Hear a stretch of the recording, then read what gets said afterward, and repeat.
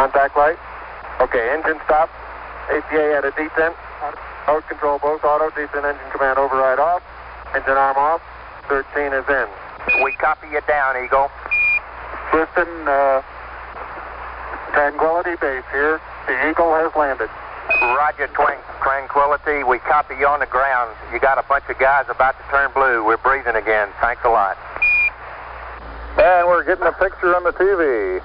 There's a great deal of contrast in it, and currently it's upside down on our monitor, but we can make out a fair amount of detail. Okay, Neil, we can see you coming down the ladder now. Sunday, July 20th, 1969. Around the world, nearly 1 billion people watched this moment on television as the first man from Earth prepared to set foot upon the moon. At the foot of the ladder, the LEM footbeds are only depressed in the surface about 1 or 2 inches, although the surface appears to be very, very fine-grained as you get close to it. It's almost like a powder. Ground mass is very fine. I'm going to step off the LEM now.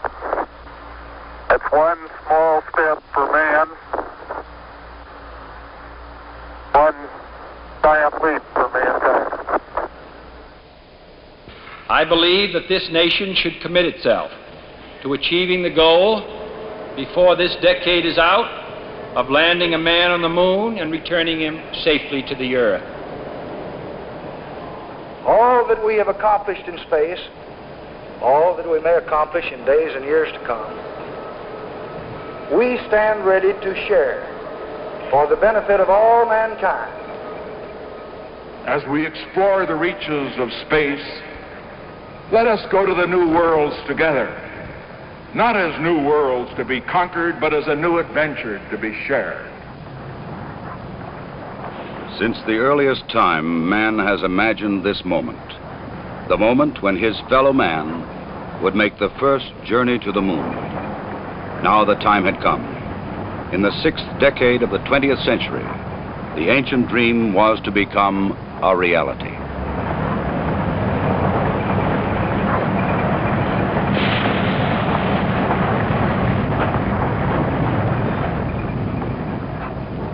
The flight of Apollo 11 was the culmination of many years of planning, working, building, and testing. Thousands of people had contributed toward this day of accomplishment. The great Saturn V rocket and the complex Apollo spacecraft had been assembled together and moved to the launch pad. The equipment and techniques and personnel had been proved in earlier missions, and now they were ready. The astronauts chosen for this mission had flown it many times in ground-based simulators. They had all been in space before. They had trained carefully and well, and now they too were ready. Astronaut Michael Collins would pilot the Apollo Command Module.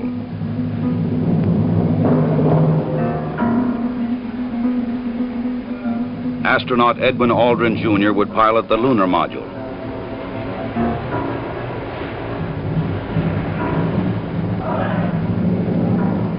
And astronaut Neil Armstrong would serve as mission commander. Armstrong would be the first man to step upon the moon.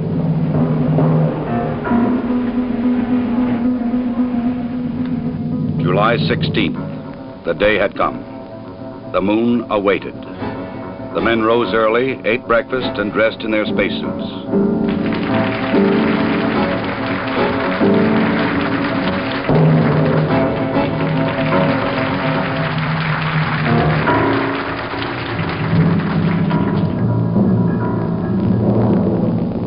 Other astronauts had made this journey to the launch pad, but never with such anticipation. 9:32 a.m., July 16th.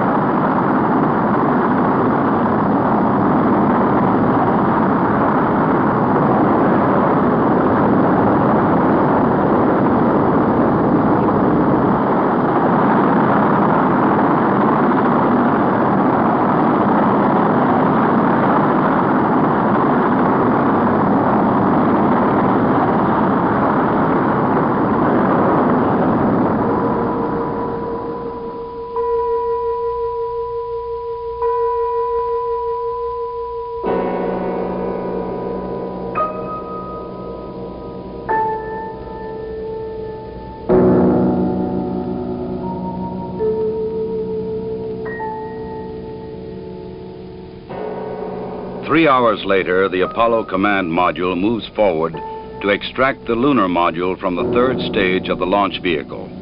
Both are moving at more than 17,000 miles an hour. Docked together, they will sail 250,000 miles across the sea of space and into orbit around the Earth's nearest neighbor. Oh, loud and clear now, Mike, and we understand that you are docked. During the 3-day journey to the moon, the astronauts kept busy. Checklists, navigation and observation, housekeeping.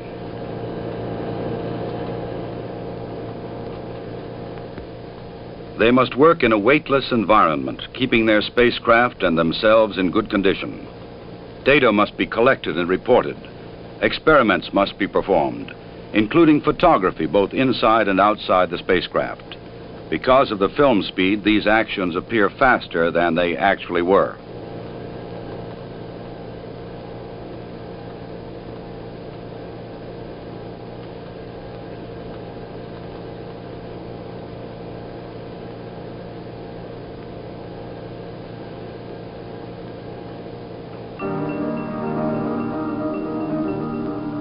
July 19th.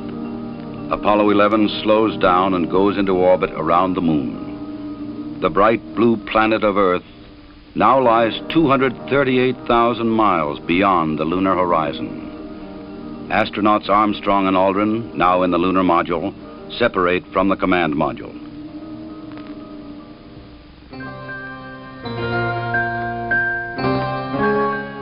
Astronaut Collins remains behind. Preparation for the lunar module descent to the moon now begins.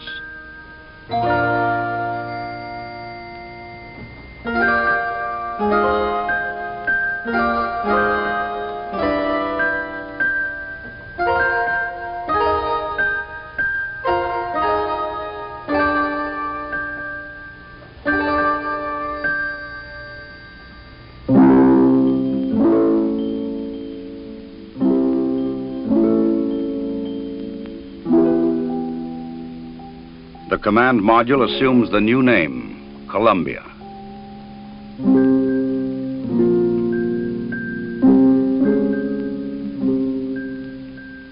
The lunar module will be called the Eagle. From Columbia, Michael Collins' camera sees bright rays of the sun reflecting patterns of color from the surface of the Eagle. In this strange metallic bird rides the ancient and endless dream of all mankind. The command pilot can see detail which his camera cannot record. The 4 landing pads of the lunar module are fully extended and locked in place. The Eagle is poised and prepared for its descent to the lunar surface.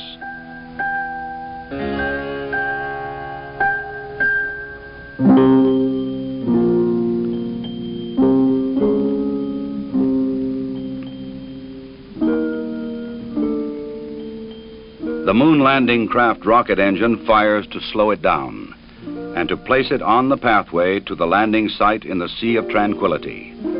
There is tension and caution as the Eagle flies lower. Warning lights blink on as the computer tries to keep up with the demand for control data, but the status remains go. Eagle, we got you now. It's looking good, over. Roger, copy. Eagle Houston, after yaw around angles, S-band pitch, -9er, yaw, +18. Roger, you're a go to continue power descent. You're a go to continue power descent. Altitude now 21,000 feet, still looking very good. Velocity down now to 1,200 feet per second. You're looking great to us, Eagle. Give us a reading on the 1202 program alarm. Roger, we got you. We're going at alarm. Good radar data. We're now in the approach phase, everything looking good. Altitude 4,200. Houston, you're a go for landing, over. Roger, understand. Go for landing. 3,000 feet. Program Copy. alarm. Altitude 1,600. 1,400 feet, still looking very good. 700 feet, 21 down. 33 degrees. 100 feet, down at 19. 1201. 1201. Roger, 1201 alarm. We're go. Same type. We're go. Altitude, velocity, light. 3.5 down. 220 feet. 13 forward. 11 forward, coming down nicely. 200 feet. 4.5 down. 5.5 down. 60 seconds. Lights on. 6. Down 2.5. Forward. Forward. That's 40 feet down 2.5. Picking up some dust. 4 forward. 4 forward. Drifting to the right a little. That's okay. Contact light. Okay, engine stop. We copy you down, Eagle. Tranquility Base here. The Eagle has landed.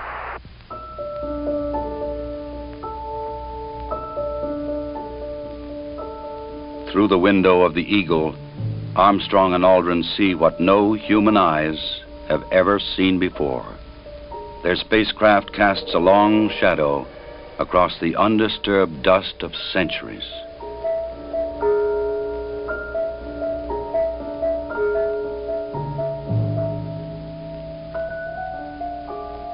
Seven hours after landing, after careful preparations for later ascent were completed, Armstrong opens the Eagle hatch and begins his climb down to the surface.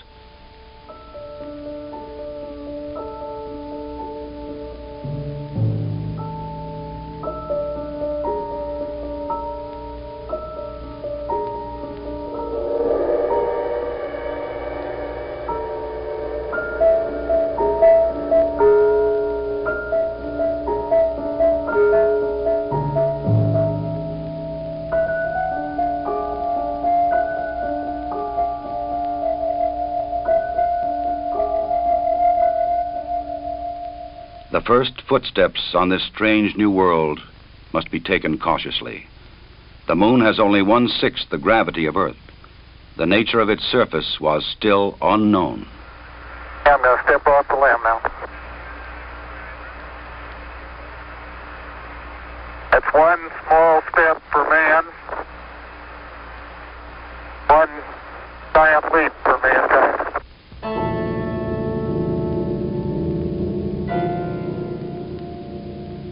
Once on the surface, Armstrong scoops up a small sample of lunar dust and rock, precaution against the possibility of an emergency takeoff.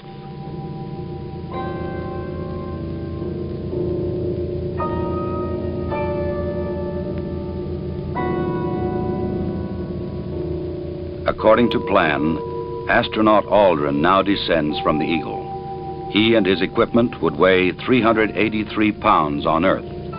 Here, they weigh about 66 pounds.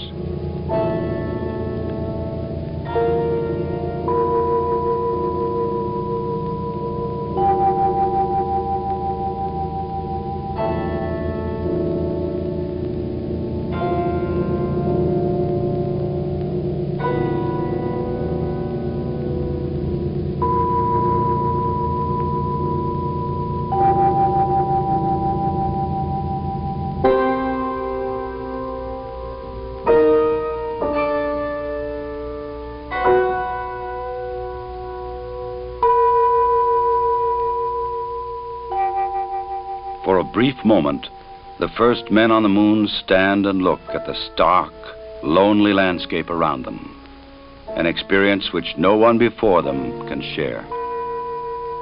But there is much to be done in the limited time which they can stay on this airless, cloudless satellite of Earth. This sheet of metal foil traps and holds particles from the sun, the so-called solar wind, or barrage of solar energy, which constantly strikes the moon's surface. Results of this experiment will be taken back to Earth to reveal new secrets to anxious scientists.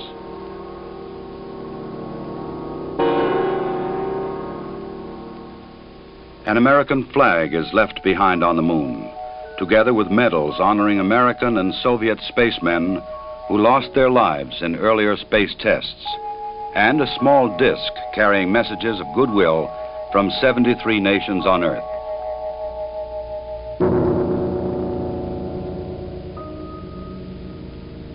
A plaque on the lunar module reads, Here, men from the planet Earth first set foot upon the moon, July 1969 AD. We came in peace for all mankind. Through a specially made television camera, viewers in many nations on Earth were able to watch the astronauts as they walked and worked on the moon. Despite the bulky spacesuits and the backpacks containing oxygen, temperature control, and communications equipment, the Apollo 11 crew found they could move easily about the surface.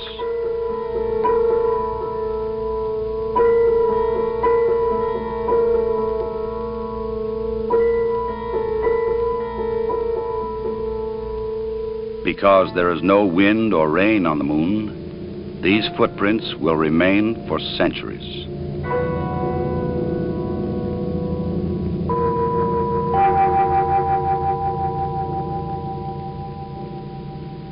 In addition to collecting rock and soil samples, the explorers leave behind a seismometer. This highly sensitive device would send back valuable information on external meteoroid impacts, as well as internal lunar movements.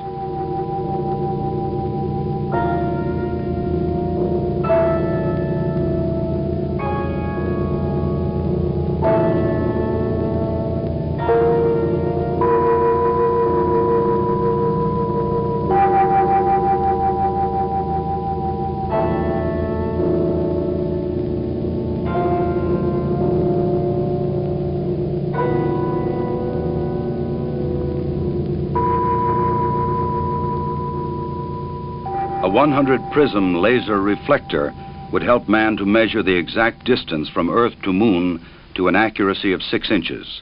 These were the first of many experiments which will be taken to the Moon to provide man continuing and increasing knowledge about the Moon and the vastness of space beyond. After 2 hours and 31 minutes, the first lunar explorers had completed their research on the Moon. A night of rest in the lunar module, countdown preparations, and they were ready to come home. Tranquility Base, Houston. Guidance recommendation is pings, and you're cleared for takeoff. Roger, understand. We're number 1 on the runway. 7, 6, 5, port stage, engine arm ascent.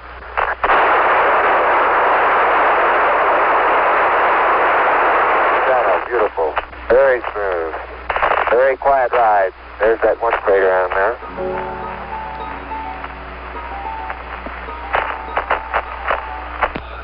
Feet high, 80 feet per second vertical rise. Eagle Houston, you're looking good at 2. Ping, zags, and misspin all agree. I'm going right down US 1. Eagle Houston, going right down the track. Everything's great. Horizontal velocity approaching 2,500 feet per second. Roger. Some 120 miles to go until insertion. July 21st. The Eagle and its 2-man crew lifted off the Moon perfectly and climbed slowly to rendezvous and dock with the mother ship, Columbia.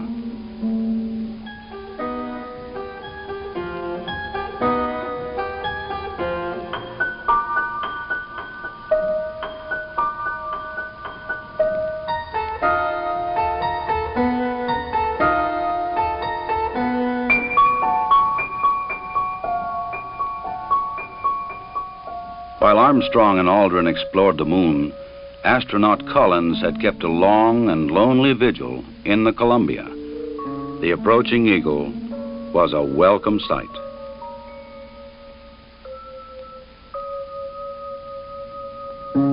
Later, the 3 men would share their reflections on this adventure with the world. I believe that from the early space flights, we demonstrated a potential to carry out this type of a mission. And again, it was a question of time until this would be accomplished. I think it's a technical triumph for this country to have said what it was going to do a number of years ago, and then, by golly, do it. The relative ease with which we were able to carry out our mission, which, of course, came after a very efficient and a logical sequence of flights, I think that this demonstrated that we were certainly on the right track when we took this commitment to go to the moon. I just see it as a beginning of a new age.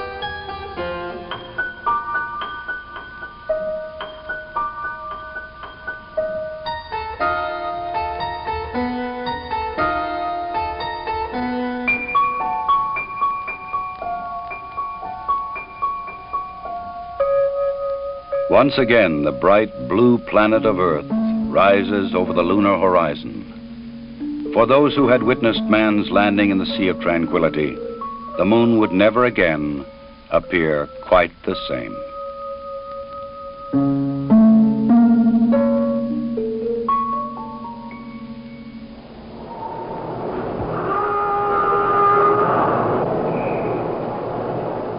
July 24th, dawn in the Pacific. Apollo blazes across the heavens, coming back to Earth at 25,000 miles an hour.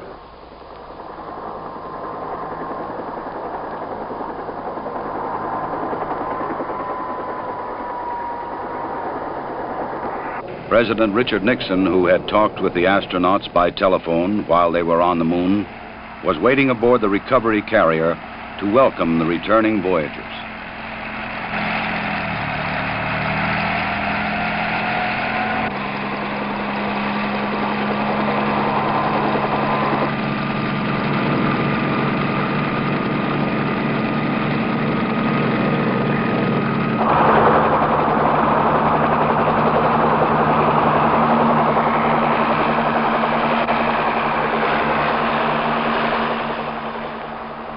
The President later expressed the nation's response to this historic mission. Some way, when those two Americans stepped on the moon, the people of this world were brought closer together. That it is that spirit, the spirit of Apollo, that America can now help to bring to our relations with other nations. The spirit of Apollo transcends geographical barriers and political differences. It can bring the people of the world together in peace. To protect against any possible lunar contamination, the astronauts put on airtight special garments before coming aboard the rescue ship.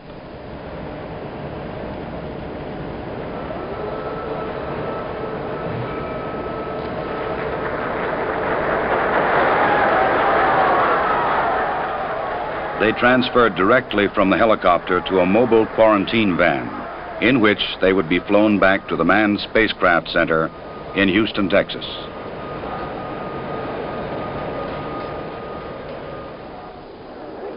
July 27th. The journey was ended.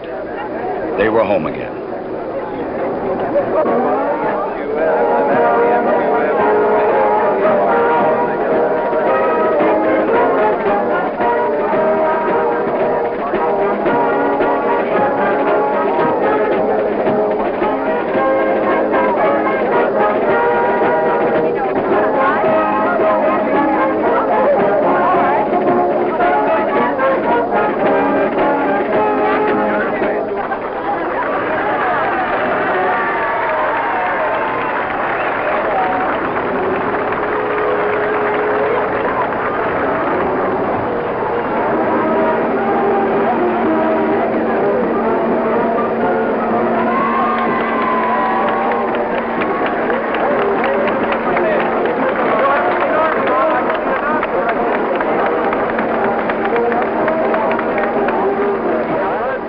Ahead lay 3 weeks of isolation, medical tests, and mission debriefings. Then visits to major cities of America and abroad. The details of their unique mission would be relived and remembered so that others might learn what they had learned, and that future travelers in space might build upon their experience.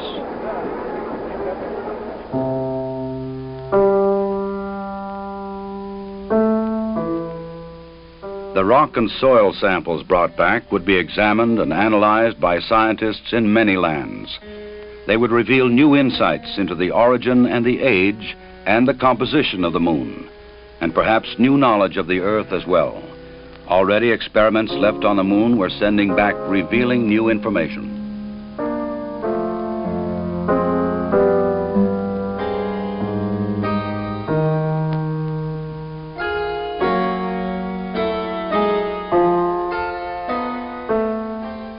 The mission was successfully completed. The Eagle had landed the first men on the moon, and Columbia had returned them safely to Earth. Wherever man journeys tomorrow across the ocean of our universe, history will remind him that Apollo 11 was mankind's first encounter with a new world.